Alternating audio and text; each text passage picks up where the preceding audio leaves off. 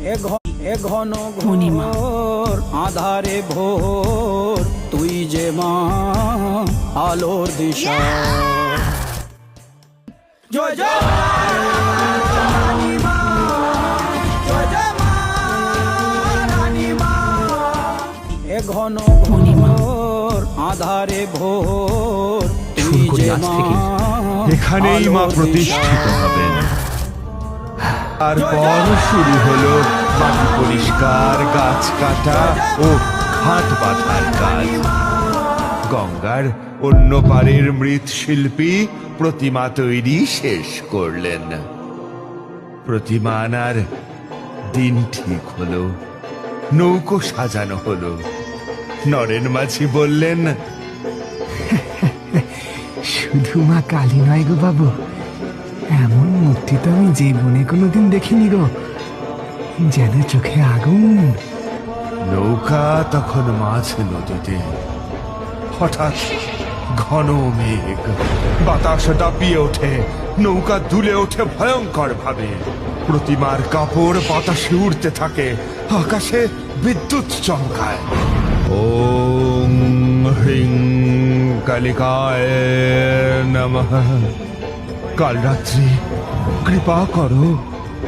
প্রতিমা অবশেষে পৌঁছে যায়। পরদিন সন্ধ্যায় পূজার প্রস্তুতির শেষ পর্বে আগুন জ্বলে ওঠে বেদির চারপাশে। আমি হাত জোর করে বলি, মা, তোমার নামেই আলো জ্বলবে।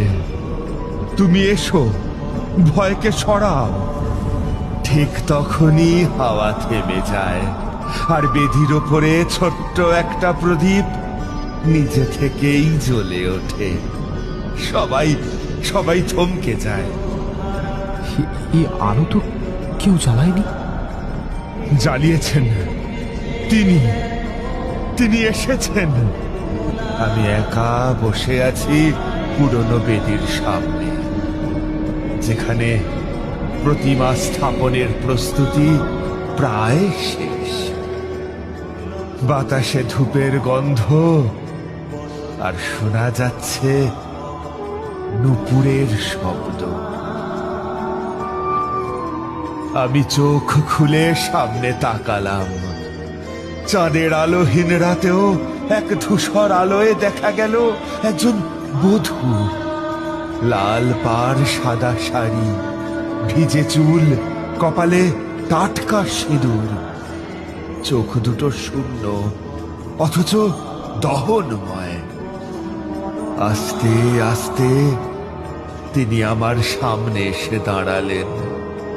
আমি বুঝলাম স্বয়ং মা এসেছেন।